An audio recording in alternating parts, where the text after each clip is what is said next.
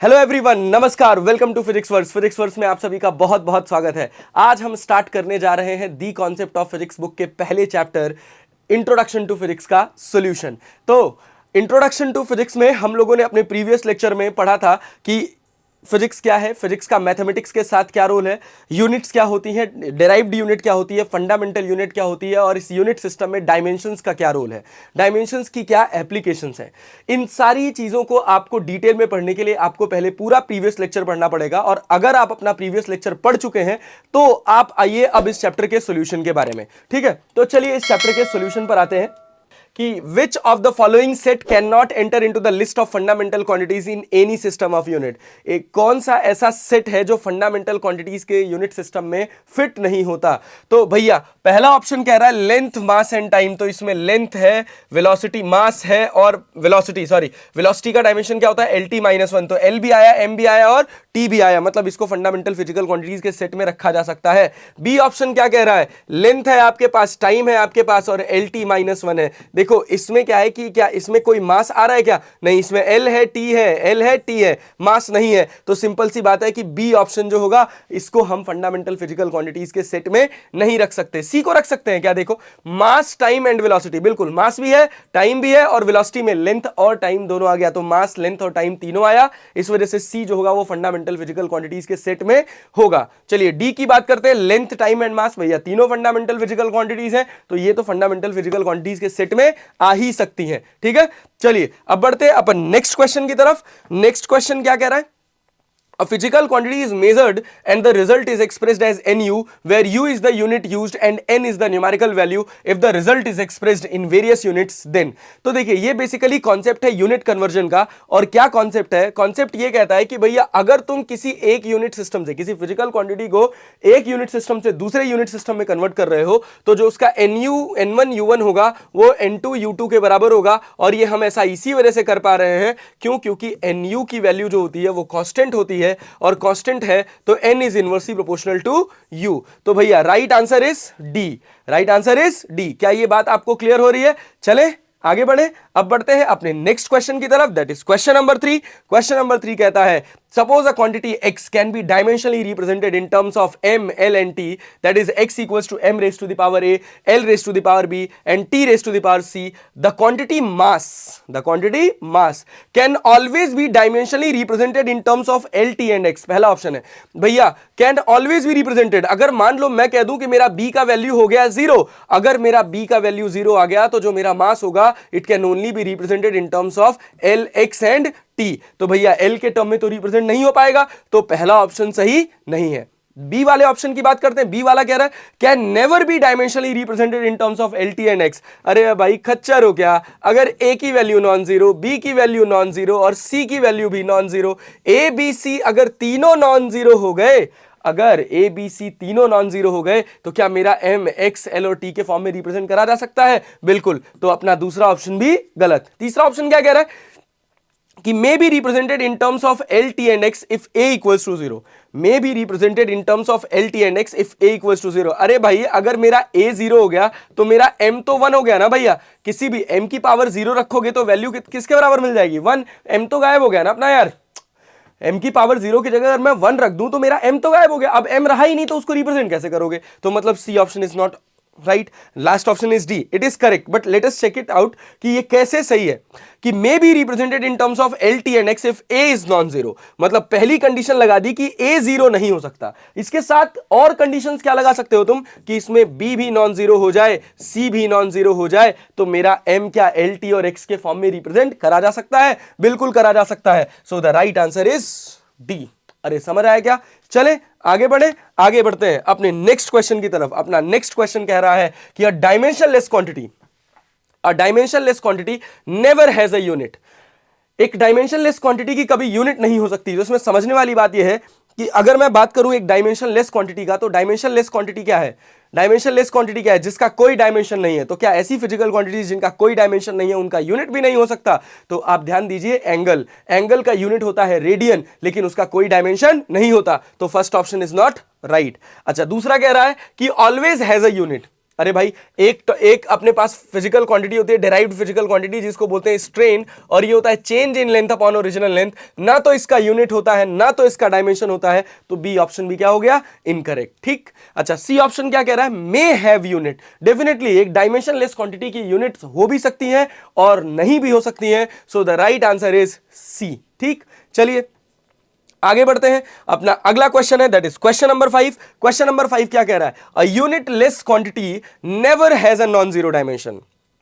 एक क्वांटिटी अगर यूनिटलेस है तो उसका कभी भी कोई नॉन जीरो डायमेंशन नहीं हो सकता, उसका डायमेंशन हमेशा क्या होगा, जीरो। बिल्कुल, अगर कोई क्वांटिटी डायमेंशनलेस है तो उसका यूनिट हो सकता है, लेकिन अगर कोई क्वांटिटी यूनिटलेस है तो उसका कभी भी कोई डायमेंशन पॉसिबल नहीं है। So the right answer is A. Rest of the options are left for you. Have a concept, चलिए मैं बता ही देता हूं, always has a non zero dimension, always has a non zero dimension. जिसका unit ही नहीं है, अब रेडियन है, यूनिट है, तो उसकी कोई डायमेंशन नहीं है। स्ट्रेन का कोई यूनिट नहीं है, उसका कोई डायमेंशन भी नहीं है। तो आपको एक क्राइटेरिया याद रखना है कि अगर कोई फिजिकल क्वांटिटी है वो यूनिटलेस है, अगर कोई फिजिकल क्वांटिटी है वो यूनिटलेस है तो डेफिनेटली वो डायमेंशनलेस होगी, लेकिन अगर कोई फिजिकल क्वांटिटी डायमेंशनलेस है तो यूनिटलेस होगी, ये जरूरी नहीं है।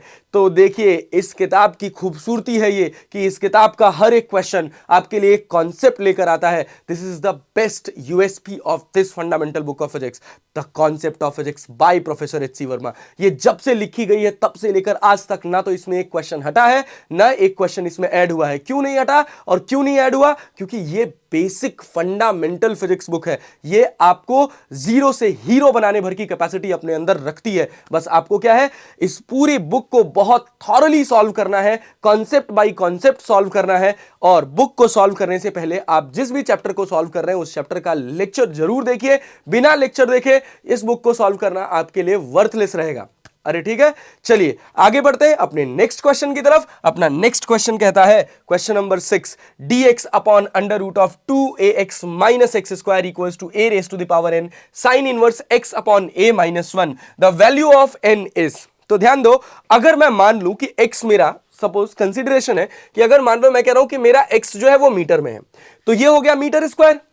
तो ये भी क्या होना चाहिए, मीटर स्क्वायर, क्योंकि मीटर स्क्वायर होगा तभी एक फंडामेंटल क्वांटिटी में से, एक फिजिकल क्वांटिटी में से दूसरी फिजिकल क्वांटिटी तुम माइनस कर सकते हो, अदरवाइज नहीं कर पाओगे। अरे बात समझ आ रही, क्योंकि कहता है होमोजेनिटी का जो प्रिंसिपल है वो कहता है कि एक सेम यूनिट की फिजिकल क्वांटिटीज, एक सेम डायमेंशन की फिजिकल क्वांटिटीज ही एक दूसरे में ऐड या सब्ट्रैक्ट हो सकती हैं। अगर कोई भी दो फिजिकल क्वांटिटीज एक दूसरे से ऐड या सब्ट्रैक्ट हो रही हैं तो भैया वो दोनों फिजिकल क्वांटिटीज सेम होनी चाहिए, तभी वो ऐड या सब्ट्रैक्ट हो पाएंगी। इसमें बहुत सारी लिमिटेशंस है, होमोजेनिटी की बहुत सारी लिमिटेशंस है, वो मैंने अपने लेक्चर में डिस्कस कर रखा है, उसको आप जाइए मन लगाकर पढ़िए, you will get the concepts there.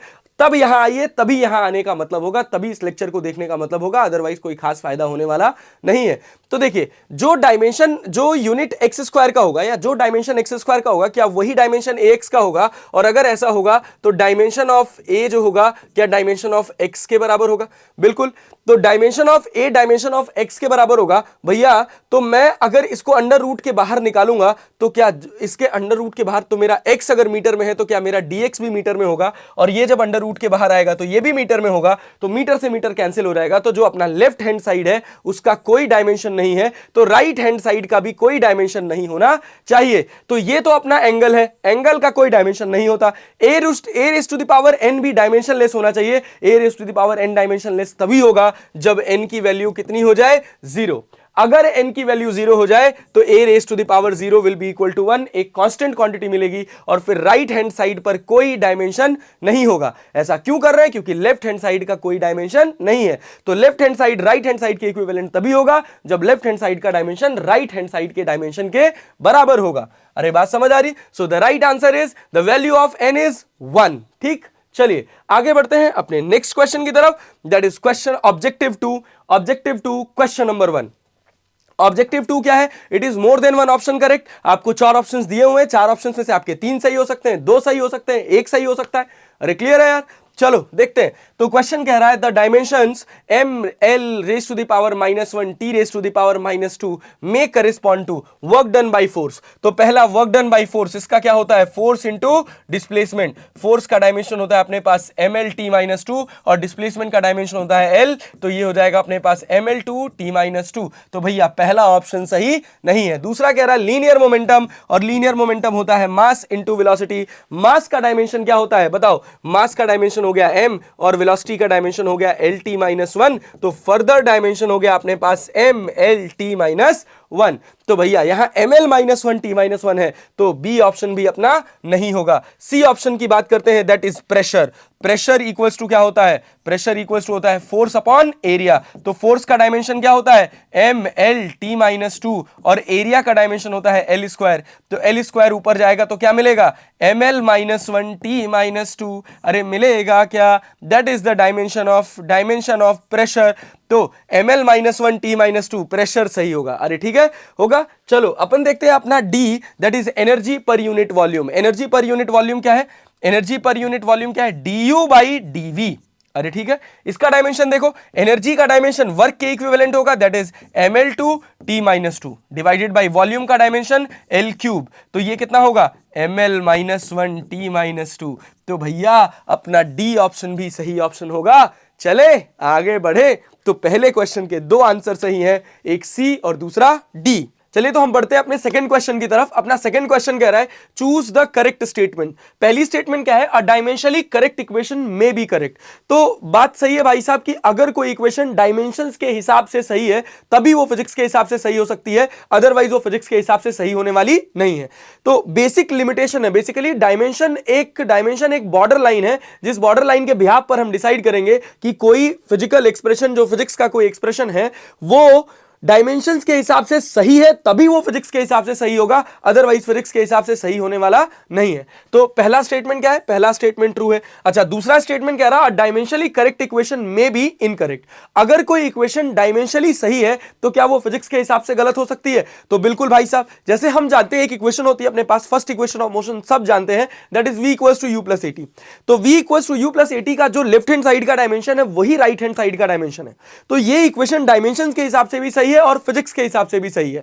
लेकिन अगर मैं सेम इक्वेशन को लिख दूं v equals to u plus 280, अगर मैं लिख दूं v equals to u plus 280, तो क्या होगा, ये इक्वेशन डायमेंशंस के हिसाब से तो सही होगी लेकिन फिजिक्स के हिसाब से ये इक्वेशन सही नहीं होगी। ठीक है, तो सेकंड स्टेटमेंट क्या कह रहा है, डायमेंशनली करेक्ट इक्वेशन में बी इनकरेक्ट, तो बी स्टेटमेंट भी सही है। अच्छा, सी स्टेटमेंट क्या कह रहा है, डायमेंशनली इनकरेक्ट इक्वेशन में बी करेक्ट। अगर कोई इक्वेशन डायमेंशनली इनकरेक्ट है तो क्या वो फिजिक्स के हिसाब से सही हो सकती है? तो भाई साहब मैं आपको बता दूं, डायमेंशन एक बॉर्डर लाइन है जो डिसाइड करता है कि जो भी फिजिक्स का गिवन एक्सप्रेशन है वो फिजिक्स के लायक है कि नहीं है। अगर वो एक्सप्रेशन डायमेंशनली सही होगा तभी वो फिजिक्स के हिसाब से सही हो पाएगा, अदरवाइज वो फिजिक्स के हिसाब से सही होने वाला नहीं है। ठीक है, तो सी स्टेटमेंट रॉन्ग है। अच्छा, डी स्टेटमेंट कह रहा डायमेंशनली इनकरेक्ट इक्वेशन में बी इनकरेक्ट। अरे बात समझ आ रही, अगर कोई इक्वेशन डायमेंशनली इनकरेक्ट है तो वो हमेशा ही गलत होगी फिजिक्स के हिसाब से, वो फिजिक्स के हिसाब से कभी सही नहीं हो सकती। तो ये स्टेटमेंट भी सही है। अच्छा, कुछ लोग इस सी वाली स्टेटमेंट पर डायमेंशनली इनकरेक्ट इक्वेशन में बी करेक्ट पर एक कहानी सुनाते हैं और कहते हैं कि एक है fourth equation of motion, that is SNTH and it is equal to u plus 1/2a into 2n minus 1। ये इक्वेशन डायमेंशनली इनकरेक्ट दिखती है, तो लोग कहते हैं कि this is the exception of physics. बहुत सारी किताबों में ये लिखा हुआ है कि ये जो है ये डायमेंशन एनालिसिस का एक एक्सेप्शन है, लेकिन रियलिटी में ऐसा कुछ भी होता नहीं है। क्यों? क्योंकि इस इक्वेशन का जो ट्रू फॉर्म है वो तो हम जानते ही नहीं है, उसको तो हम मिस कर देते हैं। तो इस इक्वेशन का अगर आप ट्रू फॉर्म देखेंगे तो उसको लिखा जाता है u into 1 second plus 1/2a into 2n into 1 second minus 1 second का स्क्वायर। अरे बात समझ आ रही? अच्छा, इस इक्वेशन के बारे में जब हम लोग काइनेमेटिक्स पढ़ेंगे तो बहुत डिटेल में चर्चा करेंगे। अभी हम ये देखते हैं कि जो इक्वेशन हमको डायमेंशनली इनकरेक्ट दिख रही थी अब वो फिजिक्स के हिसाब से इनकरेक्ट नहीं है। कैसे? SNTH equals to u into 1 second plus 1/2a into 2n into 1 second minus 1 second का स्क्वायर। तो इस साइड का आपके पास जो यूनिट है वो मीटर है, इसका मीटर पर सेकेंड में सेकेंड मल्टीप्लाई करेंगे तो ये भी क्या हो जाएगा, मीटर। एक्सेलरेशन का unit metre per second square है, इसका यूनिट सेकेंड, इसका यूनिट सेकेंड, सेकेंड का second into second, second square हो जाएगा। यहां भी -1 इंटू सेकेंड का स्क्वायर हो जाएगा। तो मल्टीप्लाइड बाई जब मैं सेकेंड स्क्वायर करूंगा तो इससे ये कट जाएगा, इधर भी मीटर, इधर भी मीटर और इधर भी मीटर। तो लेफ्ट हैंड साइड का डायमेंशन राइट हैंड साइड के डायमेंशन के बराबर है, इसका भी डायमेंशन एल होगा, इसका भी डायमेंशन एल होगा और इसका भी डायमेंशन एल होगा। तो जो इक्वेशन आपको डायमेंशनली इनकरेक्ट दिख रही थी वो एक्चुअली डायमेंशनली इनकरेक्ट नहीं है। अरे बात समझ आ रही है? चलिए आगे बढ़ते हैं अपने नेक्स्ट क्वेश्चन की तरफ। अपना थर्ड क्वेश्चन है, choose the correct statement. All quantities may be represented dimensionally in terms of base quantities. All quantities may be represented dimensionally in terms of base quantities. भैया जितनी भी डिराइव्ड फिजिकल क्वांटिटीज है क्या उनको dimensionally base physical quantities के term में represent करा जा सकता है? बिल्कुल करा जा सकता है भैया, बिल्कुल करा जा सकता है। डायमेंशन का काम ही यही है कि वो डायरेक्टली रिलेट कर दे किसी भी डिराइव्ड फिजिकल क्वांटिटी को किससे भैया? फंडामेंटल फिजिकल क्वांटिटी से। For example let me tell you कि अगर मैं फोर्स की बात करूं, सबसे सिंपल यूनिट सिस्टम, अगर मैं फोर्स की बात करूं तो सबको पढ़ाया जाता है फोर्स के एसआई यूनिट न्यूटन है। लेकिन अगर आप न्यूटन को ध्यान से देखो तो न्यूटन यूनिट देखकर आप ये नहीं कह पाओगे कि ये फंडामेंटल फिजिकल क्वांटिटी से किस तरह से रिलेटेड है। लेकिन अगर इसी को रिप्रेजेंट कर दिया जाए ml t-2 तो ये पता चल जाएगा कि जो फोर्स है उसमें मास का proportion raise to the power 1 है, लेंथ का proportion raise to the power 1 है और टाइम का जो प्रोपोर्शन है रेज टू द पावर -2 है। अरे बात समझ आ रही है? तो क्या डायरेक्टली जो फोर्स था वो फंडामेंटल फिजिकल क्वांटिटी से रिलेट हो गया मास, लेंथ एंड टाइम के टर्म में? बिल्कुल। तो भैया पहला ऑप्शन सही है। दूसरा कह रहा है कि a base quantity can not be represented dimensionally in terms of the rest of the base quantities. एक बेस क्वांटिटी को किसी दूसरी बेस फिजिकल क्वांटिटी के टर्म में रिप्रेजेंट नहीं करा जा सकता। मतलब एक फंडामेंटल फिजिकल क्वांटिटी को दूसरी फंडामेंटल फिजिकल क्वांटिटी के टर्म में रिप्रेजेंट नहीं करा जा सकता and that is very true. B option is also correct. अरे बात समझ आ रही? चले अपन देखते हैं सी ऑप्शन। अच्छा बी ऑप्शन पे थोड़ा और एक्सप्लेनेशन देखते हैं। बी ऑप्शन की एक्सप्लेनेशन कि अगर मास है तो मास का डायमेंशन m है। मास का डायमेंशन कभी आप लेंथ के टर्म में, टाइम के टर्म में और टेम्परेचर के टर्म में, करंट के टर्म में, किसी भी टर्म में एक्सप्लेन नहीं कर सकते। ठीक, चलिए अब बढ़ते हैं अपना सी पर। The dimensions of a base quantity in other base quantity is always zero. बिल्कुल, एक बेस क्वांटिटी का जो डायमेंशन है वो दूसरी बेस क्वांटिटी में हमेशा क्या होगा? जीरो। जैसे अगर आपको लेंथ का डायमेंशन लिखना है तो आप लिखोगे m0l t0, मतलब वहां मास जो फंडामेंटल क्वांटिटी है उसकी भी पावर जीरो होगा, लेंथ जो फंडामेंटल क्वांटिटी है उसकी भी पावर जीरो होगा, टाइम जो फंडामेंटल क्वांटिटी है उसकी भी पावर, लेंथ की पावर 1 और टाइम की पावर कितना? जीरो। तो जब मैं फंडामेंटल क्वांटिटी की बात कर रहा हूं तो मैं अगर लेंथ मेजर कर रहा हूं तो उसमें बस केवल लेंथ आएगा, उसमें मास और टाइम नहीं आ सकता। अरे बात समझ आ रही है? तो अपना जो सी ऑप्शन है, the dimensions of a base quantity in other base quantity is always zero, is also true. अरे बात समझ आ रही? डी ऑप्शन क्या कह रहा है? The dimensions of a derived quantity is never zero in any base quantity. अगर कोई डिराइव्ड फिजिकल क्वांटिटी है तो क्या उसका डायमेंशन बेस क्वांटिटीज में कभी भी जीरो नहीं हो सकता। तो भैया ऐसी बहुत सारी डिराइव्ड फिजिकल क्वांटिटीज हैं जो डायमेंशनलेस हैं। फॉर एग्जांपल अभी मैंने आपको बताया strain, that is change in length upon original length, ये एक डिराइव्ड फिजिकल क्वांटिटी है जिसका डायमेंशन है वो है m0, l0 और t0। तो डी ऑप्शन क्या कह रहा है अपना? The dimensions of a derived quantity, the dimensions of a derived quantity is never zero in any base quantity. लो भैया, is zero in this base quantity. तो D option is not right. तो इसका सही ऑप्शन कौन कौन सा है? A, B and C. अरे ठीक है, चले अब अपन बढ़ते हैं अपने नेक्स्ट क्वेश्चन की तरफ। Next question that is exercises का क्वेश्चन नंबर 1। एक्सरसाइज का क्वेश्चन नंबर 1 कह रहा है, आसान क्वेश्चन है, एकदम बेसिक से शुरू हो रहा है और अगर आप इस क्वेश्चन का लास्ट क्वेश्चन, इस पूरे एक्सरसाइज का जब आप लास्ट क्वेश्चन देखेंगे तो आपको लगेगा क्या बात है यार, कितनी सिस्टमेटिक वे में ये बुक लिखी गई है, एकदम लोअर लेवल से शुरू हो रही है और आपको एक एक्सट्रीम लेवल तक लेकर जा रही है। This is the beauty of this book. ठीक है, तो इस बुक को बहुत थॉरली सॉल्व करिएगा। मैं बार बार कह रहा हूं कि इस बुक को अगर आप पूरी तरह से सॉल्व कर ले गए, chapter by chapter, thread by thread, अगर इस बुक को सॉल्व कर ले गए तो फिजिक्स में आपका कॉन्सेप्ट बहुत अच्छा हो जाएगा। This is the base of physics. Advance question आप तभी लगा पाएंगे जब आपके बेसिक अच्छे होंगे, अगर आपके सारे बेसिक्स क्लियर होंगे तभी आप एडवांस क्वेश्चन लगा पाएंगे। अच्छा, लोग समझते हैं बेसिक का मतलब आसान। अरे भाई, बेसिक का मतलब आसान नहीं है। बेसिक का मतलब है आपकी नींव, आपके घर की नींव कितनी मजबूत है। जितनी मजबूत आपके घर की नींव होगी उतनी ही बड़ी बिल्डिंग आप क्रिएट कर पाएंगे। और बेसिक को कभी आसान मत समझिएगा, बेसिक सबसे टफ होते हैं।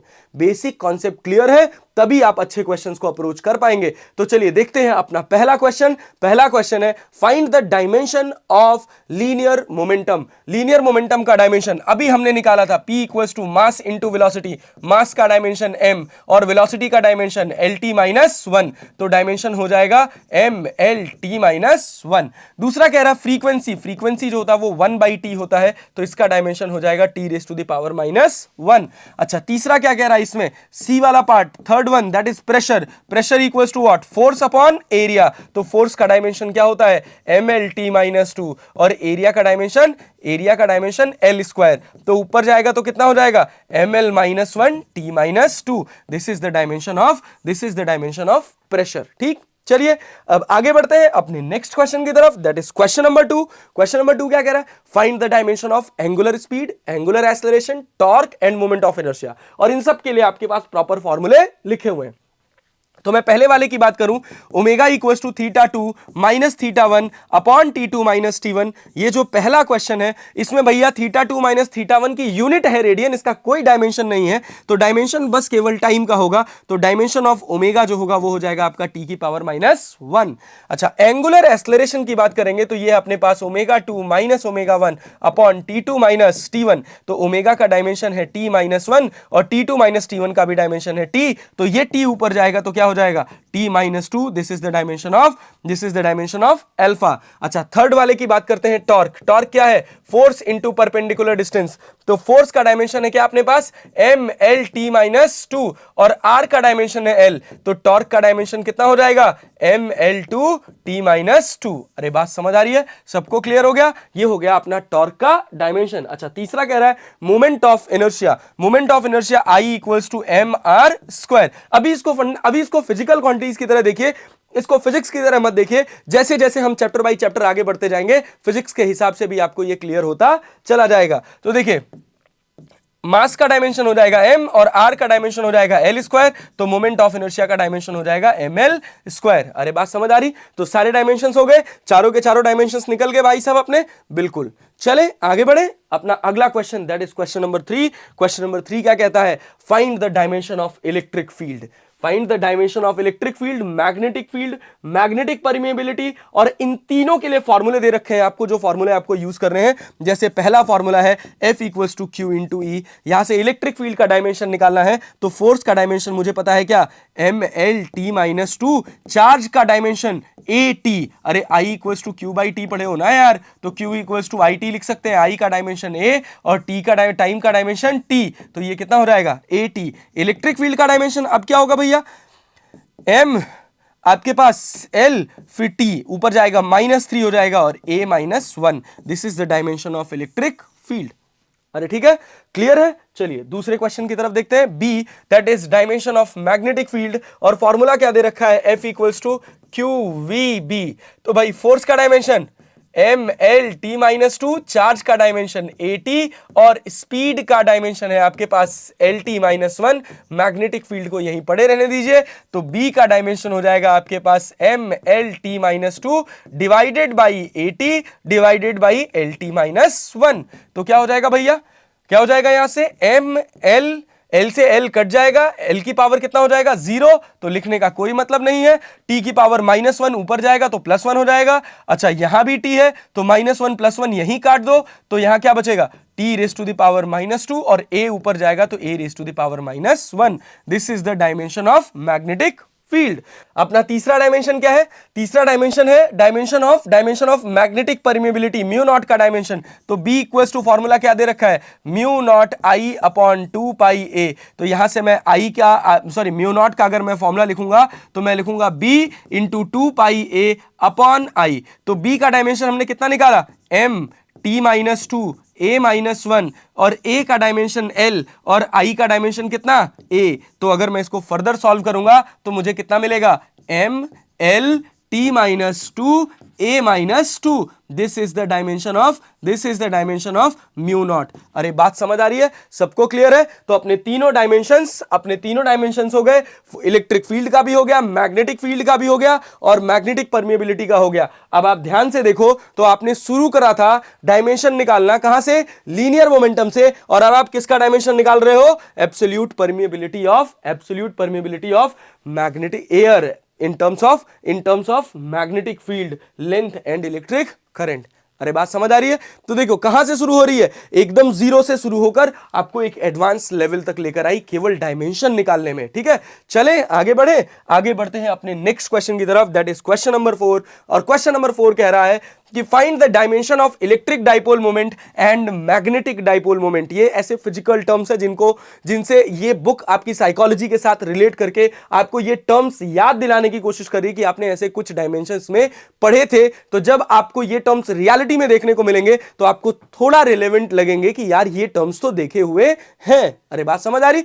तो देखिए अपना पहला क्वेश्चन कह रहा है इलेक्ट्रिक डाइपोल मोमेंट, और उसके लिए फॉर्मूला दे रखा है P equals to Q into D. तो Q का डायमेंशन हो गया अपने पास 80 और D का डायमेंशन हो गया L। तो भैया लीनियर मोमेंटम का डायमेंशन कितना मिल गया? LAT। अरे बात समझ आ रही? First one. सेकेंड वन कह रहा magnetic dipole moment M equals to I into A. तो I का डायमेंशन हम जानते हैं A और एरिया का डायमेंशन जानते हैं L स्क्वायर। तो ये कितना हो गया? L square A। This is the dimension of magnetic dipole moment. चले अपने अगले क्वेश्चन की तरफ। अपना अगला question that is question number 5, वो कह रहा है find the dimension of Planck constant H from the equation E equals to HB, where E is the energy and V is the frequency। तो E equals to आपको दे रखा है कितना? HV। तो H की वैल्यू कितनी हो जाएगी? E by V। जो V दिख रहा है ये बेसिकली पढ़ा जाता है न्यू की तरह। अरे बात समझ आ रही? न्यू से डिनोट करते हैं फ्रीक्वेंसी को, कहीं F लिखा होता है कहीं न्यू लिखा होता है। तो जब मैं H का डायमेंशन लिखूंगा तो एनर्जी का डायमेंशन कितना है अपने पास? ml2 t-2 और न्यू का डायमेंशन कितना? t-1। तो t-1 ऊपर जाएगा तो +1 हो जाएगा। तो फर्दर प्लैंक कांस्टेंट का डायमेंशन हो जाएगा ml2 t-2 +1, that is t-1। This is the dimension of Planck's constant. ठीक है, इसमें कुछ भी खास नहीं है, कुछ भी कठिन नहीं है, बस आपको पता होना चाहिए कि energy is associated with work. तो जो वर्क का डायमेंशन होगा वही डायमेंशन एनर्जी का होगा। आप 9th क्लास में पढ़े होंगे एनर्जी चैप्टर, और उसमें एनर्जी का डेफिनेशन बताया जाता है the capacity to do work. तो जो वर्क है, जितना वर्क हो रहा है उसी से एनर्जी एसोसिएट हो रही है। ठीक, चले आगे बढ़ते हैं अपने नेक्स्ट क्वेश्चन की तरफ, दैट इज क्वेश्चन नंबर 6। और क्वेश्चन नंबर 6 क्या कहता है? Find the dimension of specific heat capacity, the coefficient of linear expansion and the gas constant. और इन सब का एक्सप्रेशन आपको दे रखा है। जब मैं स्पेसिफिक हीट कैपेसिटी की बात करता हूं तो Q इक्वल्स टू है अपने पास mc T2 माइनस T1। तो देखो Q हीट है, एनर्जी है, हीट है, एनर्जी है। तो अगर ये हीट है, अगर ये एनर्जी है, तो मैं इसका डायमेंशन लिखूंगा क्या? ml2 t-2। और मास का डायमेंशन हो जाएगा अपने पास m। c का डायमेंशन नहीं पता, T2 माइनस T1 टेम्परेचर है, टेम्परेचर का डायमेंशन हो जाता है अपने पास क्या? K। तो C का डायमेंशन क्या हो जाएगा भैया? ml2 t-2 divided by K। तो M से M कट जाएगा, C का डायमेंशन मिलेगा L2 t-2 K-1। This is the dimension of specific heat capacity. Now the second one is the coefficient of linear expansion. Coefficient of linear expansion का dimension निकालना बहुत आसान काम है। कैसे? LT equals to L01 plus alpha T2 minus T1। तो समझो 1 का कोई डायमेंशन नहीं है तो अल्फा T2 माइनस T1 का भी कोई डायमेंशन नहीं होना चाहिए। मतलब alpha T2 minus T1 must be equal to M0 L0 T0। तो यहां से देखो T2 माइनस T1 का dimension K and that is equal to किसी भी टर्म की पावर 0 तो भाई 1 हो जाएगा। तो यहां से अल्फा का डायमेंशन क्या मिल जाएगा अपने को? K raise to the power -1। कई जगह ये ऐसे भी लिखा होता है M0 L0 T0 K-1।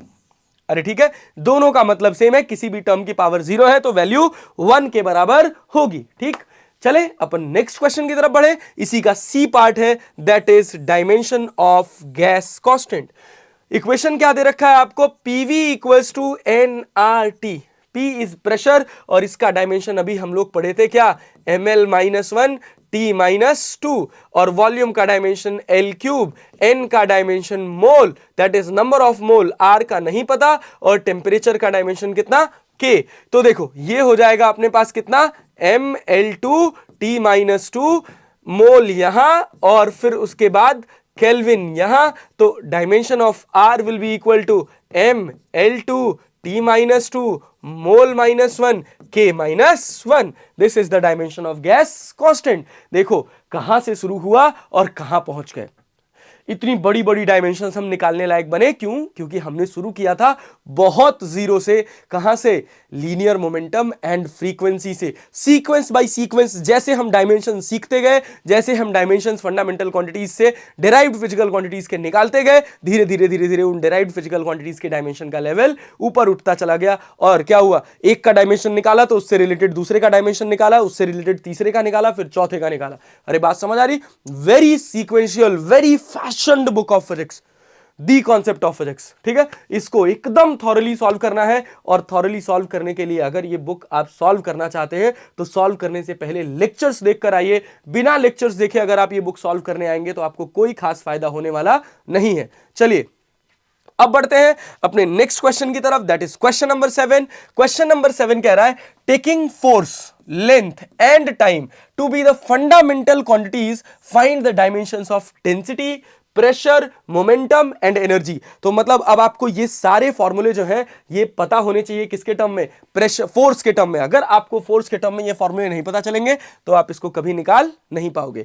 तो देखो सब मैं बेसिक फॉर्मूले से शुरू कर रहा हूं। एक फोर्स होता है जो अपथ्रस्ट लगाता है, पानी लगाता है। अगर कोई आदमी पानी में कूदता है या कोई ऑब्जेक्ट हम पानी में डालते हैं तो पानी जो है वो उस ऑब्जेक्ट के ऊपर फोर्स लगाता है और वो होता है F equals to rho g V. इसमें रो क्या है? Density, G is acceleration due to gravity and V is the volume of water displaced. तो अपने को फिजिकल क्वांटिटीज के सेंस से मतलब है, तो फोर्स का डायमेंशन F हो जाएगा क्योंकि हमको फोर्स ट्रीट करना है as a fundamental physical quantity. भैया रो का डायमेंशन निकालना है, नहीं पता, G का डायमेंशन हो जाएगा LT माइनस 2 और वॉल्यूम का डायमेंशन हो जाएगा L क्यूब। तो रो का डायमेंशन क्या मिलेगा? F L की पावर -4 T की power -2। that is the dimension of sorry T की पावर -2 नहीं, T की पावर +2। -2 ऊपर जाएगा तो यहां क्या हो जाएगा? +2। ये हो गया डायमेंशन ऑफ रो इन terms of force, length and time. Now second one is pressure. तो हम जानते हैं प्रेशर इक्वल्स टू क्या होता है? Force upon area. फोर्स का डायमेंशन हो गया F और एरिया का डायमेंशन हो गया L स्क्वायर। तो प्रेशर का डायमेंशन क्या हो जाएगा फोर्स और लेंथ के टर्म में? F L raise to the power -2। अब उसके बाद बात करते हैं C, that is linear momentum. Linear momentum equals to mass into velocity. Mass का डायमेंशन कितना? m और वेलोसिटी का डायमेंशन कितना? LT minus 1। खच्चरों की तरह से हम लिख देते हैं इसको MLT माइनस 1। लेकिन भैया हमको लिखना है मोमेंटम का डायमेंशन किसके टर्म में? फोर्स के टर्म में, लेंथ के टर्म में और टाइम के टर्म में। तब आपको Newton second law of motion याद होना चाहिए। F equals to dp by dt, that is rate of change of linear momentum. यहां से dp की वैल्यू आप देखेंगे तो ये हो जाएगा F into dt। dp change in linear momentum है, तो भैया जो लीनियर मोमेंटम का डायमेंशन होगा वही तो चेंज इन लीनियर मोमेंटम का डायमेंशन होगा। फोर्स का डायमेंशन हो गया F और dt का डायमेंशन हो गया क्या? T। अरे भैया चेंज इन टाइम तो टाइम ही होगा ना, 2 सेकंड में से 1 सेकंड माइनस करोगे तो 1 सेकंड ही तो बचेगा। तो डायमेंशन कितना मिल जाएगा तुमको? F into T। That is the dimension of linear momentum in terms of force and length and time. Length यहां 0 होगा, टाइम की पावर 1 और फोर्स की power 1। The D is energy. Energy is associated with work. तो भैया energy equals to work and it is equal to force into displacement. तो energy का dimension कितना हो जाएगा? फोर्स का डायमेंशन हो गया F और इसका डायमेंशन हो गया L, तो it is equal to FL। अरे समझ आया? क्या हम डेंसिटी, प्रेशर, मोमेंटम और एनर्जी को 3 fundamental physical quantity force, length and time के टर्म में लिख पाए? बिल्कुल। अरे समझ आया? चले अब अपन बढ़ते हैं अपने नेक्स्ट क्वेश्चन की तरफ, that is question number 8। Question number 8 क्या कह रहा है? Suppose the acceleration due to gravity at a place is 10 metre per second square, find its value in centimetre per minute square. मैं ये क्वेश्चन सॉल्व करूंगा, इसके बाद जस्ट एक क्वेश्चन आएगा। I let you know the datas, you only have to calculate by your own for the next question. चलिए आगे बढ़ते हैं। क्वेश्चन कह रहा है suppose the acceleration due to gravity at a place is 10 metre per second square, find its value in centimetre per minute square. तो ध्यान देना है unit conversion n1 u1 equals to n2 u2। जो unit system given है वो 10 है और ये मीटर पर सेकेंड है, तो ये अपना बेसिकली u1 किसमें है, MKS में, SI में। अगर मैं इसको कन्वर्ट करना चाहता हूं सेंटीमीटर पर मिनट में u2, तो ये अपना किसमें है, इसमें लेंथ सेंटीमीटर में है, टाइम किसमें है, मिनट में है। मास दिया नहीं है तो मन करे तो मास का फ्रेम रखो, मन करे तो ना रखो। तो n2 की वैल्यू कितनी हो जाएगी, 10 इंटू u1 अपॉन u2। और लेक्चर में मैंने बता रखा है कि u1 अपॉन u2 को लिखने का तरीका क्या होता है, लिखा जाता है kilogram upon kilogram upon kilogram. का कन्वर्जन किसमें हो रहा है, कुछ दिया ही नहीं है तो कि तुम किलोग्राम अपॉन किलोग्राम मान लो, raise to the power a। यहां क्या है लेंथ में मीटर और यहां क्या है लेंथ में सेंटीमीटर, तो metre upon centimetre raise to the power b। यहां टाइम किसमें है, सेकंड, और यहां टाइम किसमें है, मिनट, तो second upon minute raise to the power c। Now come to the point, what will be the value of a b and c। उसके लिए आपको डायमेंशन लिखना होगा। Dimension of metre per second square is LT-2 और you can write it like m0 LT-2। तो यहां a equals to 0, b equals to 1 और c equals to -2। m की पावर है a, l की पावर है b और t की पावर है c। तो a की वैल्यू 0, b की वैल्यू 1 और c की value -2। Now a b c की वैल्यू रखो तो कितना मिलेगा, ये तो पूरा 1 हो गया, किसी भी टर्म की पावर 0 तो वैल्यू 1। एक मीटर में 100 सेंटीमीटर, तो 10 to the power 2 raise to the power 1। और एक मिनट में कितने second, 60 seconds raise to the power -2। तो मैं फर्दर इसको सॉल्व करूं तो लिखूंगा 10 to the power 3 into 60 that will be further written as 36 into 10 to the power 5 that is n2। तो इसका मतलब क्या हुआ कि 10 metre per second square will be equivalent to किसके बराबर, 36 into 10 to the power 5 centimetre per minute square के बराबर। अरे समझ आया, क्लियर है भाई। ये हो गया अपने पास यूनिट कन्वर्जन का एक सवाल। सेम एज दूसरा क्वेश्चन कह रहा है the average speed of a snail is 0.020 miles per hour. क्या कह रहा, 0.020 माइल्स पर आवर। ठीक है, कहा जा रहा है एंड दैट ऑफ लेपर्ड। अगर हम बात कर रहे हैं, ये हमारे पास एवरेज स्पीड किसका दे रखा है, स्नेल का, और एवरेज स्पीड ऑफ लेपर्ड कितना दे रखा है, 70 miles per our. 70 miles per our. अच्छा, हमको इसको कन्वर्ट किस में करना है, convert these speed into SI unit. SI unit speed का क्या होता है, मीटर पर सेकेंड। तो चलिए देखते हैं। उसके लिए हमारे पास अगर हम पहले हम स्नेल की बात करें तो स्नेल की रफ्तार कितनी दे रखी है, 0.020 माइल्स पर आवर। तो अगर ये 0.20 माइल्स पर आवर दे रखा है तो इसको मीटर पर सेकंड में कन्वर्ट करना है, तो आपको पता होना चाहिए कि एक माइल में कितने मीटर होते हैं और एक घंटे में कितने सेकंड होते हैं। तो 1 माइल्स में याद रख लीजिएगा कि 1 माइल्स में आपके होते हैं 1609 मीटर।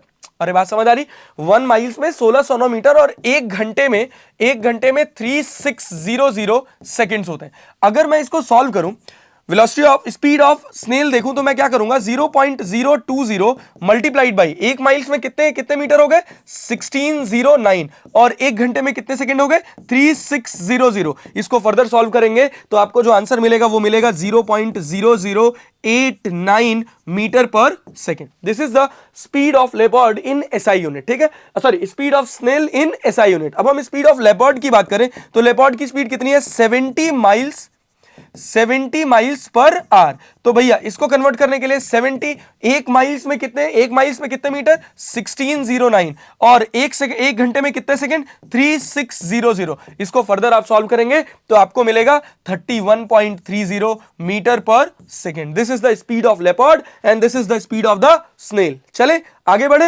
बढ़ते हैं अपने नेक्स्ट क्वेश्चन की तरफ। Calcutta laboratory was recorded to be 75 centimeter. Calculate the pressure in SI and CGS units using the following data. Specific gravity of mercury is 13.6. Density of water is 10 to the power 3 kilogram per meter cube and G is 9.8 meter per second square. At Calcutta, pressure equals to H rho G in usual symbol. तो कहा जा रहा है कि 75 centimetre चढ़ा barometer में, मतलब pressure जो है वो है 75 सेंटीमीटर ऑफ Hg। तो पहले प्रेशर को हमको कैलकुलेट करना पड़ेगा कि ये SI यूनिट सिस्टम में कितना है। तो इसका एक फॉर्मूला होता है रो जी एच। तो डेंसिटी कितना है भैया, स्पेसिफिक ग्रेविटी दे रखा है अपने पास 13.6। 13.6 में अगर मैं डेंसिटी ऑफ वाटर से मल्टीप्लाई कर दूं तो वो हो जाएगा डेंसिटी ऑफ मर्क्यूरी। देखिए, स्पेसिफिक ग्रेविटी का फॉर्मूला होता है density of substance, density of substance upon density of water at 4 degree Celsius. अरे ठीक है, 4 डिग्री सेल्सियस। तो स्पेसिफिक ग्रेविटी कितना दे रखा है 13.6। डेंसिटी ऑफ सब्सटेंस मतलब Hg का हमको डेंसिटी निकालना है और डेंसिटी ऑफ वाटर होता है 10 to the power 3। तो density of mercury will be equal to 13.6 into 10 to the power 3 kilogram per metre cube.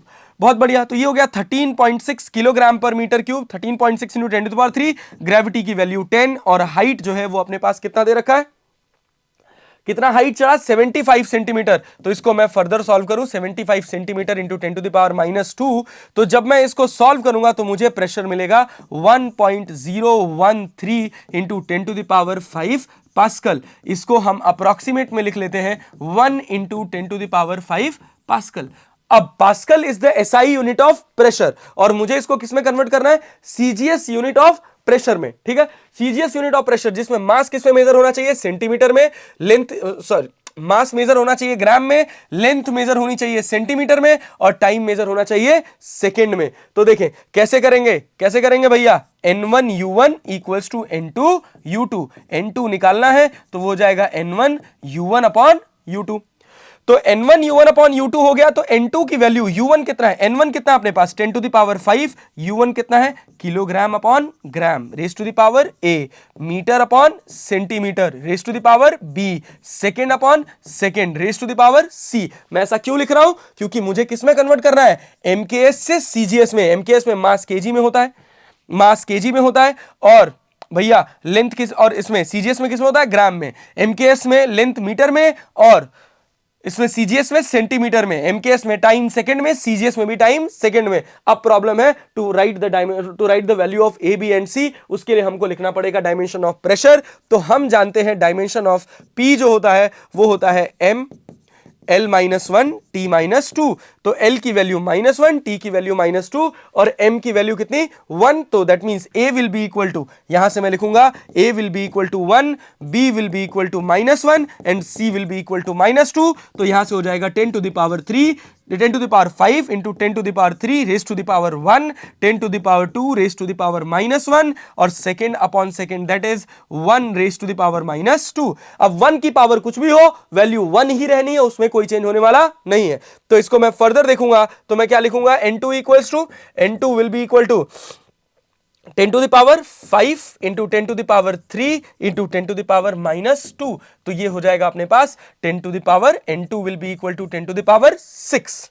अरे समझ आया, 3 में से 2 जाएगा तो 1 बचेगा और 5 और 1 कितना हो जाएगा 6। तो मतलब ये जो भी 1 पास्कल होगा, 10 to the power 5 पास्कल होगा, 10 to the power 5 पास्कल, ये बराबर होगा 10 to the power 6 CGS unit system. ठीक है, 10 to the power 6 CGS unit system. अरे बात समझ आ रही है, चले आगे बढ़े।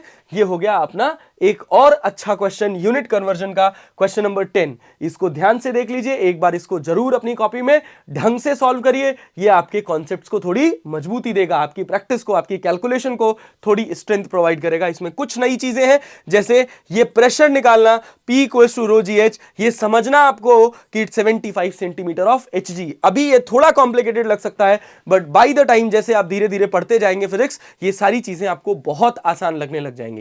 ठीक है, चले अब बढ़े अपन नेक्स्ट क्वेश्चन की तरफ। अपना अगला क्वेश्चन है दैट इज क्वेश्चन नंबर 11। कहा जा रहा है express the power of 100 what bulb in CGS unit.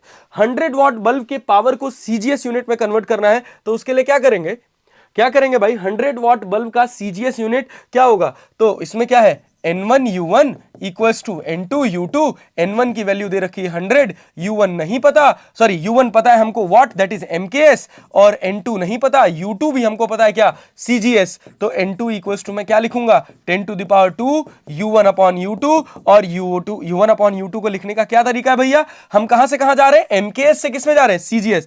MKS में मास किस में मेजर होता है, मास किस में मेजर होता है, किलोग्राम में, और CGS में ग्राम में, raise to the power A।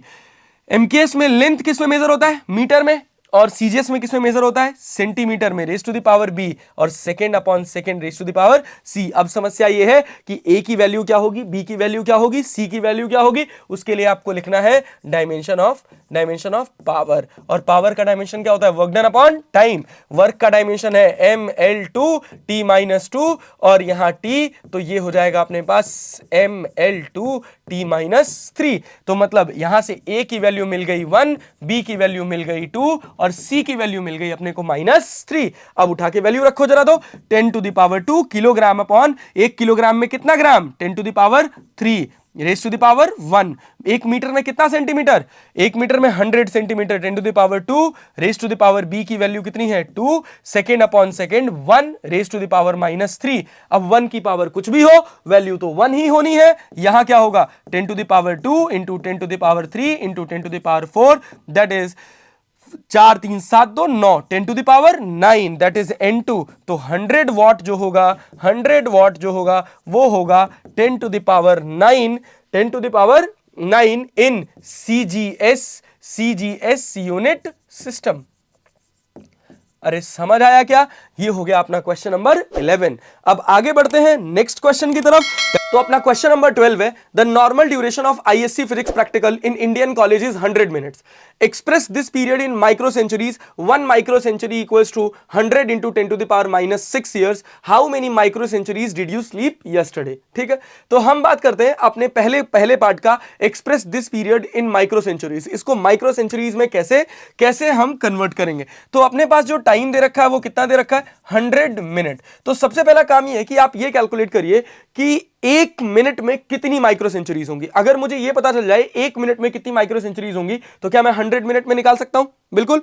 तो देखिए, एक ईयर में 1 माइक्रो सेंचुरी इक्वल्स टू कितना है, 100 into 10 to the power -6 years. तो एक ईयर में कितनी माइक्रो सेंचुरीज होंगी भाई साहब, एक ईयर में अपनी हो जाएंगी कितनी, 1/100 into 10 to the power -6, 10 to the power 100 into 10 to the power -6 micro centuries. अब ये बताइए एक साल में हमारे पास कितने मिनट होंगे। तो एक साल में अपने पास कितने दिन होते हैं, 365 डेज। ठीक है, 365 डेज। अच्छा, एक दिन में कितने घंटे होते हैं, एक दिन में अपने पास होते हैं कितने, 24 घंटे। 24 घंटे 24 आवर्स। और एक घंटे में कितना मिनट होता है, multiplied by 60, that is equal to 1/100 into 10 to the power -6 micro centuries.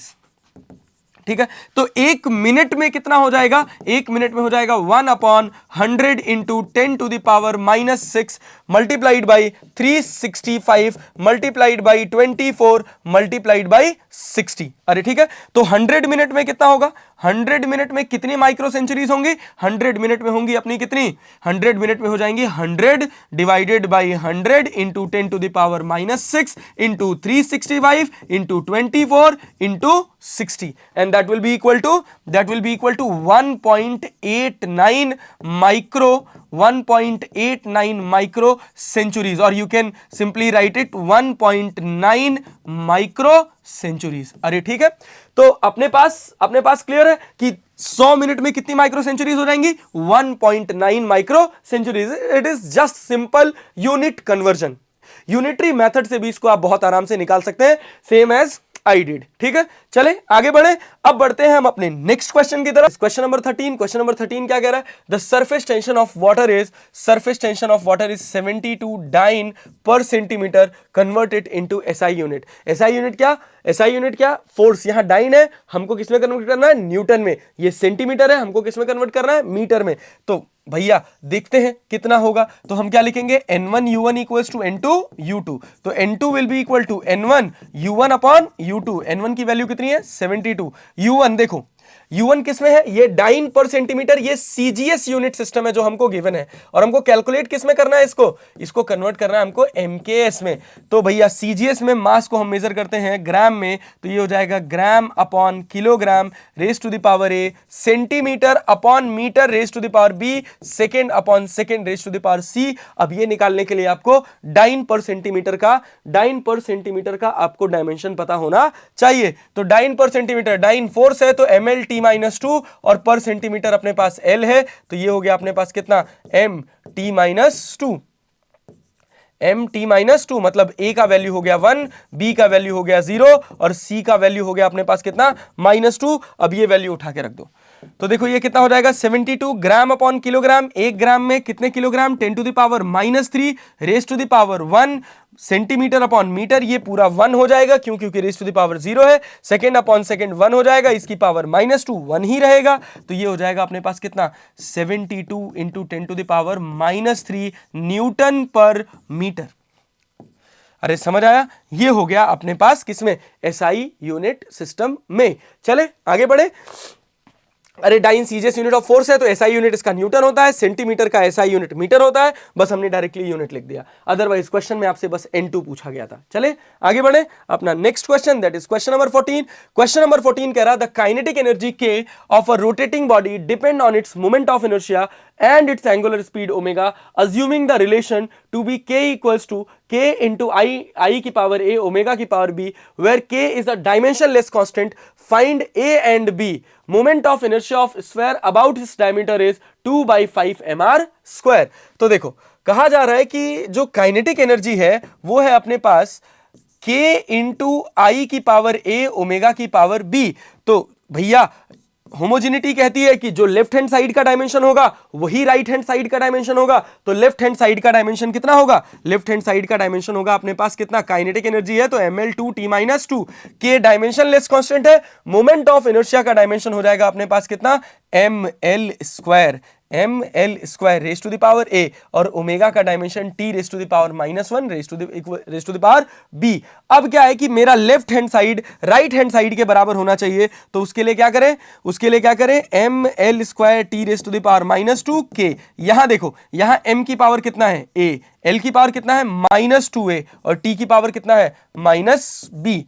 चलो अब देखो, अगर left hand side right hand side के बराबर होगा डायमेंशन वाइज तभी ये इक्वेशन सही मानी जाएगी फिजिक्स के हिसाब से, अदरवाइज सही होने वाली नहीं है। तो उसके लिए देखो यहां a की पावर कितना होना चाहिए, a की पावर होना चाहिए 1, और -2a इक्वल्स टू, सॉरी ये +2a है अपना, +2a इक्वल्स टू 2।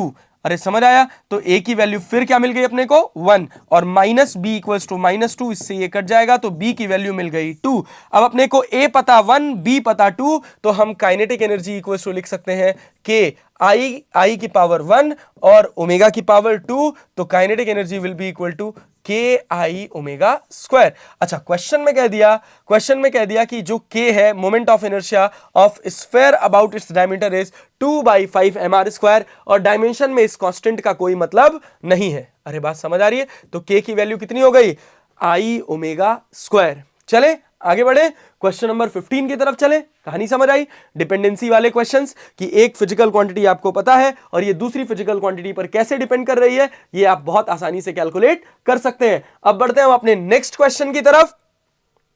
हेलो नमस्कार सर। नमस्कार सर निर्मल बात कर रहा हूं। हाँ जी आ जाइए यहीं हूँ ऑफिस में हूँ। मैं आ जाऊं सर? हाँ आ जाइए। ठीक है सर, चलिए। क्वेश्चन नंबर 15 कह रहा the theory of relativity reveals that the mass can be converted into energy and the energy is so obtained is proportional to certain power of mass m and speed c of light. Guess the relation among the quantities using the method of dimension. तो क्या करें भैया, कहा जा रहा है कि energy जो है वो डिपेंडेंट है मास पर और किस पर, स्पीड ऑफ लाइट पर। तो हमने कहा एक काम करो, डिपेंडेंसी निकालनी है बस केवल, तो m की पावर a लिख दो, c की पावर b लिख दो, प्रोपोर्शनलिटी कांस्टेंट की जगह k लिख दो। अब लिखो एनर्जी का डायमेंशन क्या है, ml2 t minus 2, k constant, m का डायमेंशन m और c का dimension lt-1 raise to the power b। अब लेफ्ट हैंड साइड का डायमेंशन राइट हैंड साइड के डायमेंशन के बराबर होना चाहिए, तो यहां कितना हो जाएगा, m की पावर a, l की पावर b और t की पावर -b। अरे ठीक है, अगर मैं यहां से सॉल्व करूं, लेफ्ट हैंड साइड का डायमेंशन राइट हैंड साइड के बराबर होगा, तो उसके लिए a की वैल्यू 1 होनी चाहिए, b की वैल्यू 2 होनी चाहिए, यहां माइनस b जो है वो -2 के बराबर होना चाहिए। तो हमको यहां से मिलता है a इक्वल्स टू 1 और b इक्वल्स टू 2, और अगर मैं a और b की वैल्यू ऊपर रख दूं तो मुझे e इक्वल्स टू मिल जाएगा kmc², और हम जानते हैं आइंस्टाइन एनर्जी इक्वेशन क्या था, mc²। यहां k की वैल्यू कितनी हो जाती है, 1। यही डायमेंशन एनालिसिस नहीं बता पाता, इस पर्टिकुलर मेथड का ये लिमिटेशन है कि कांस्टेंट की क्या वैल्यू होगी वो डायमेंशन कैलकुलेट नहीं कर सकता। चले आगे बढ़ते हैं अपने नेक्स्ट क्वेश्चन की तरफ, that is question number 16। Question number 16 कह रहा है, let I the current through a conductor, R its resistance and V the potential difference across its end. According to Ohm's law, product of two of these quantities equal to third, obtain the Ohm's law for dimensional analysis. Dimensional formula for R, V is given. R का दे रखा है ये और V का दे रखा है ये, तो भैया सवाल ही नहीं रहा ना यार। तो V equals to I R तो तुम जानते ही हो, तो मैं कह रहा हूं कि V है, I है और R है, तो V is directly proportional to I and R। अरे समझ आया, V is directly proportional to I and R। तो मैं उसके लिए क्या करूं, कांस्टेंट हटाऊं, प्रोपोर्शनलिटी कांस्टेंट K लगाऊं, I की पावर A, R की पावर A और R की पावर B। अब डायमेंशन लिखना स्टार्ट करो। V का डायमेंशन कितना दे रखा है आपने को, V का डायमेंशन दे रखा है ml2 t-3 I-1। अच्छा, करंट का डायमेंशन कहीं I लिखा होता है, कहीं A लिखा होता है, तो इसमें कोई परेशान होने वाली बात नहीं है। चलिए, तो ये K हो गया अपने पास कांस्टेंट, करंट का डायमेंशन हो गया I raise to the power A, और R का डायमेंशन कितना है अपने पास, ml2 I-2 t-3। ठीक है, चलिए अब फर्दर सॉल्व करते हैं इसको, देखते हैं क्या मिलता है। यहां हो गया अपने पास कितना, ml2 t-3 I-1, और ये K, और यहां क्या हो जाएगा, m raise to the power b, l raise to the power 2b, I raise to the power -2b plus a, -2b plus a, और t raise to the power -3b। अब मुझे यहां से a और b की value निकालनी है। तो देखो, b की वैल्यू तो मुझे सीधे सीधे दिख रही है कि b की वैल्यू होगी कितनी, अरे भैया डायमेंशनली करेक्ट तभी होंगे जब यहां जो m का पावर होगा और यहां जो m का पावर होगा दोनों बराबर होंगे। तो यहां से मुझे मिल गया b इक्वल्स टू 1। अब मुझे चाहिए a, तो मैं a कैसे निकालूं, मैं I को देख लेता हूं। तो I की पावर यहां क्या है, -2b प्लस a, और यहां के I की पावर कितना है, I की पावर है -1। तो मैं क्या लिखूंगा, -2b plus a equals to -1। तो ये हो जाएगा -2 प्लस a इक्वल्स टू -1। तो a की वैल्यू आ जाएगी +1। तो a की वैल्यू मिल गई अपने को +1, और b की भी वैल्यू कितनी मिल गई, +1। तो v इक्वल्स टू कितना हो जाएगा, KIR। अच्छा, फिर इस डायमेंशन एनालिसिस का लिमिटेशन क्या, ये k की वैल्यू को डिफाइन नहीं कर पाता। हम जानते हैं क्या होता है v इक्वल्स टू IR। अरे मिला कि नहीं मिला, इससे ये बस पता चलता है कि v किस तरह से डिपेंडेंट है I और R पर। अगर हमको डायमेंशन एनालिसिस से k पता चल जाता तो मैक्सिमम फिजिक्स तो ऐसे ही शॉर्ट हो जाती। अरे बात समझ आ रही है, चले आगे बढ़े। अब हम बढ़ते हैं अपने नेक्स्ट क्वेश्चन की तरफ। हमारा नेक्स्ट क्वेश्चन है, दैट इज क्वेश्चन नंबर 17। और क्वेश्चन नंबर 17 क्या कहता है, the frequency of vibration of string depends upon the length between the notes and the tension F in the string and its mass per unit length m। Guess the expression for its frequency from dimensional analysis. Dimensional analysis से हमको frequency का relation निकालना है। जो frequency of vibration है वो depend करता है किसके ऊपर, depends upon the length of the string. तो ये हो गया अपने पास, पहले डिपेंडिंग फैक्टर लिख लेते हैं बिटवीन द नोट्स, दूसरा है टेंशन दैट इज F, अगर F लिखा है, और तीसरा क्या, मास पर यूनिट लेंथ। ठीक, तो देखिए डॉट मैंने इस वजह से लगाया क्योंकि ये केवल मास नहीं है, ये मास पर यूनिट लेंथ है। तो मैं क्या करूंगा, प्रोपोर्शनलिटी कांस्टेंट हटाऊंगा, लिखूंगा KL। L की पावर कितना, L की पावर A, F की पावर B और M की पावर C। अब हम इसको फर्दर सॉल्व करें तो फ्रीक्वेंसी का डायमेंशन होता है कितना अपने पास, m0 L0 t-1 K। L का dimension L raise to the power A, force का dimension ml t-2 raise to the power B, और m मास है, मास पर यूनिट लेंथ है, तो इसका डायमेंशन होगा ml-1 raise to the power C। इस पूरे में बस यही बात ध्यान देनी थी कि ये केवल मास नहीं है, ये मास पर यूनिट लेंथ है। तो अगर मैं इसको फर्दर सॉल्व करूं तो मेरा हो गया ये m0 L0 टी की पावर -1 और ये किसके बराबर है अपने पास k इंटू एल की पावर ए, एक एल यहां पर है, एक एल यहां पर है, एक एल यहां पर है, तो एल की पावर कितना हो जाएगा, एल की पावर देखो ये हो जाएगा अपने पास a प्लस बी माइनस सी। अच्छा m की पावर कितना, m एक जगह दो जगह है, एक जगह अपने पास b, एक जगह अपने पास c, और t कितनी जगह है, बस केवल एक जगह है, और t की पावर -2b। अब जो डायमेंशन, जो पावर यहां m के है वही पावर यहां भी होना चाहिए, जो पावर यहां l के है वही पावर यहां होना चाहिए, जो पावर यहां t के है वही पावर यहां होना चाहिए। ठीक, तो देखो अगर मैं कहूं तो मुझे यहां से मिलेगा a plus b minus c equals to 0 और b plus c equals to 0। अरे समझ आया। अब क्या करें भैया, और एक बात हमको और मिली, वो क्या मिला कि -2b जो है वो -1 के बराबर है, तो यहां से b की वैल्यू मिल जाती है अपने को 1/2, और b की वैल्यू अगर 1/2 मिली तो c की भी वैल्यू कितनी मिल गई अपने को, c की वैल्यू, अरे b माइनस c है तो -1/2, तो a की वैल्यू कितनी मिल गई।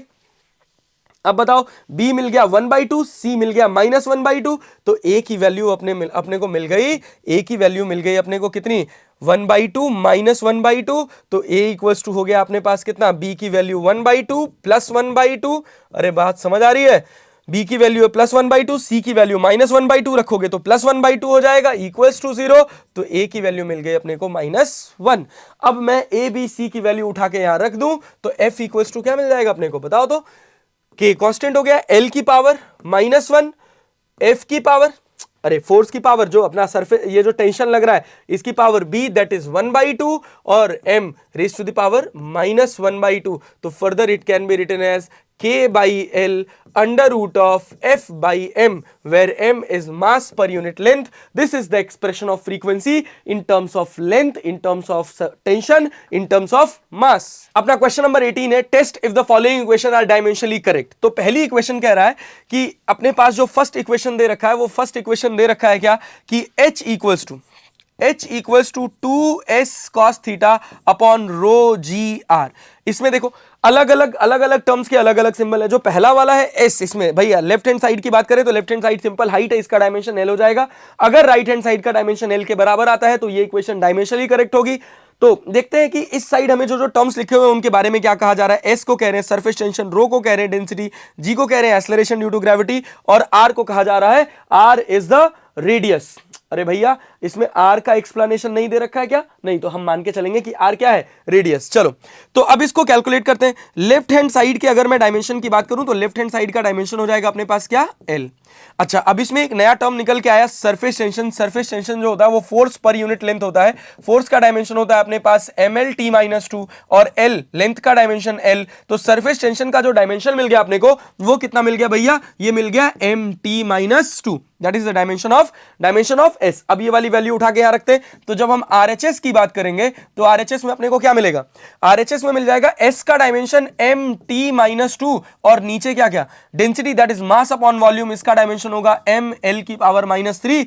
g का dimension acceleration due to gravity that is lt-2, और उसके बाद r का डायमेंशन हो जाएगा अपने पास l। तो अगर हम फर्दर राइट हैंड साइड को सॉल्व करें तो m से m कट जाएगा, l इंटू l स्क्वायर हो जाएगा, l की पावर -3 है तो डिनोमिनेटर में l बच जाएगा। यहां t की पावर -2 है, ऊपर जाएगा तो t की पावर +2 हो जाएगा, और -2 + 2 0 हो जाएगा, किसी भी टर्म की पावर 0 तो वैल्यू 1। तो मुझे दिख रहा है कि मेरे राइट हैंड साइड पर जो बच रहा है वो क्या बच रहा है भैया, 1/l की पावर -1। तो जब हम इसको फर्दर सॉल्व करेंगे तो ये l हो जाएगा। तो ये मुझे यहां से क्लियर है कि left hand side is equal to right hand side, और अगर left hand side right hand side के बराबर है तो first equation is dimensionally correct. Now come to the second question, that is volume equals to √of p by rho. कहा जा रहा है ये इक्वेशन डायमेंशनली सही है कि नहीं है। Volume equals to √of p by rho, ये अपना है b वाला पार्ट। तो देखो इसमें लेफ्ट हैंड साइड का डायमेंशन तो सबको क्लियर है, that will be equal to l³। और अगर हम राइट हैंड साइड के डायमेंशन की बात करें तो राइट हैंड साइड का जो डायमेंशन होगा वो कितना होगा भैया, प्रेशर का डायमेंशन हम जानते हैं कितना, ml-1 t-2 divided by density का डायमेंशन क्या, डेंसिटी का डायमेंशन ml की पावर -3। इसको हम फर्दर ऊपर लेकर जाएंगे तो ये क्या बन जाएगा अपने पास, m से m कट जाएगा, ऊपर हो जाएगा l स्क्वायर, और इधर क्या हो जाएगा t की पावर -2, अंडर रूट के बाहर करेंगे तो बचेगा lt-1, दैट इज RHS। तो यहां पर लेफ्ट हैंड साइड जो है वो राइट हैंड साइड के बराबर नहीं है, तो ये जो इक्वेशन है सेकेंड इक्वेशन, ये डायमेंशनली करेक्ट नहीं है। ठीक है, अब हम बात करते हैं अपने सी वाले क्वेश्चन में, सी वाले एक्सप्रेशन का। सी वाला एक्सप्रेशन क्या दे रखा है, v equals to pi p r की power 4 into t by 8 eta आई।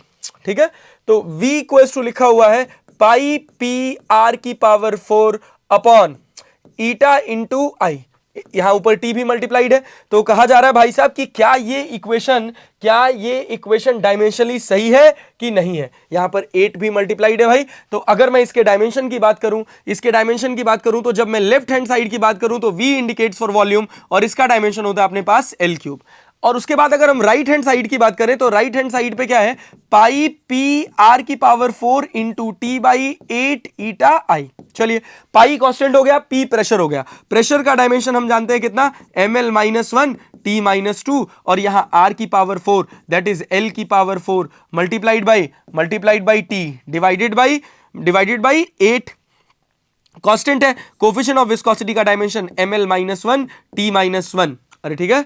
अच्छा, मोमेंट ऑफ इनर्शिया आपको पता होना चाहिए, it is equal to mr square होता है। बाद में इस पर हम इतना डिटेल में डिस्कशन करेंगे, अलग अलग बॉडीज का मोमेंट ऑफ इनर्शिया पढ़ेंगे, बहुत डिटेल कहानी है इसकी। अभी के लिए आपको बस मोमेंट ऑफ इनर्शिया का फॉर्मूला पता होना चाहिए, I equals to mr square. तो अगर मैं I equals to mr square देखूं तो m का डायमेंशन हो जाएगा m और r का डायमेंशन हो जाएगा l स्क्वायर। तो यहां पे अपने को क्या मिल जाएगा, ml स्क्वायर।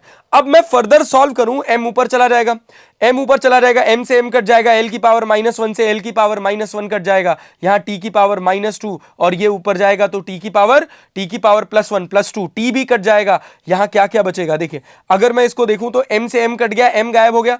l की बात करें, m की पावर यहां 1 है, ये ऊपर जाएगा तो क्या हो जाएगा, -1। अच्छा, यहां भी m है, ये ऊपर जाएगा तो ये भी क्या हो जाएगा, -1। अब हम l की बात करते हैं, l में क्या है, यहां क्या है -1, यहां क्या है +4, ये -1 ऊपर जाएगा तो क्या हो जाएगा, ये हो जाएगा +1 और ये +2 ऊपर जाएगा तो क्या हो जाएगा, -2। अब उसके बाद हम बात करते हैं t का, तो देखिए t एक यहां पर है, एक यहां पर है, एक यहां पर है, तो एक t की पावर है -2, एक t की पावर +1 और ये t की पावर -1 ऊपर जाएगा तो ये भी क्या हो जाएगा, +1। अब इसको सॉल्व करिए तो आपको क्या मिलेगा, आपको मिलेगा m की पावर 1। देखिए आपको मिल जाएगा m की पावर 1 और क्या, m की पावर 1 -1, m की पावर -1। अच्छा, l की पावर कितना मिल जाएगा, 4, ये 1 2 ये हो गया, 2 1 3 हो गया, 4 1 5 हो गया, तो 5 में से 3 जाएगा तो क्या बचेगा, 2 बचेगा। और t की पावर कितना, -2 और +2, तो भैया t की पावर हो जाएगा 0। तो अपने पास मिला m -1 l की पावर 2। तो RHS का डायमेंशन लेफ्ट हैंड साइड के डायमेंशन के बराबर नहीं है, तो अपना जो C वाला है ये डायमेंशनली इनकरेक्ट है। ठीक, अब बढ़ते हैं अपन D वाले पर। D वाला कह रहा है कि V that is frequency, it is given as frequency and it is equal to 1/2 pi under root of mgl by I. V equals to nu equals to 1/2 pi under root of mgl by I। क्या ये equation dimensionally correct है या नहीं है। तो अगर left hand side का dimension right hand side के डायमेंशन के बराबर है तो ये इक्वेशन डायमेंशनली करेक्ट होगी, अदरवाइज डायमेंशनली इनकरेक्ट हो जाएगी। तो अगर मैं लेफ्ट हैंड साइड की बात करूं तो इट इज फ्रीक्वेंसी का डायमेंशन न्यू इक्वल्स टू होता है 1/t। तो यहां पे भैया इसका डायमेंशन कितना हो जाएगा, डायमेंशन t की पावर -1। तो लेफ्ट हैंड साइड का डायमेंशन हो जाएगा t की पावर -1। और अगर हम राइट हैंड साइड की बात करें तो राइट हैंड साइड का डायमेंशन कितना होगा, 1/2 pi under root of mgl by I। तो भैया 1/2 पाई को लिखो ना लिखो कोई फर्क नहीं पड़ता, क्योंकि कांस्टेंट्स का डायमेंशन में कोई रोल नहीं है। तो चलिए देखिए, m का डायमेंशन हो जाएगा अपने पास m, g का डायमेंशन कितना हो जाएगा lt -2 और यहां डायमेंशन हो जाएगा l और इधर क्या हो जाएगा ml स्क्वायर। अरे क्लियर है क्या। अब इसको मैं फर्दर देखूं तो यहां से मुझे क्या m की पावर 0 मिल जाएगा। अच्छा, l की पावर कितना मिल जाएगा भाई 1 1 2 और यहां भी कितना 2, तो l की पावर भी कितना मिल गया 0 और t की पावर कितना -2। अंडर रूट के बाहर करेंगे तो हमको मिलेगा t की पावर -1। तो left hand side equals to right hand side. तो fourth equation is that is d v equals to 1/2 pi under root of mgl by I, nu equals to 1/2 pi under root of mgl by I।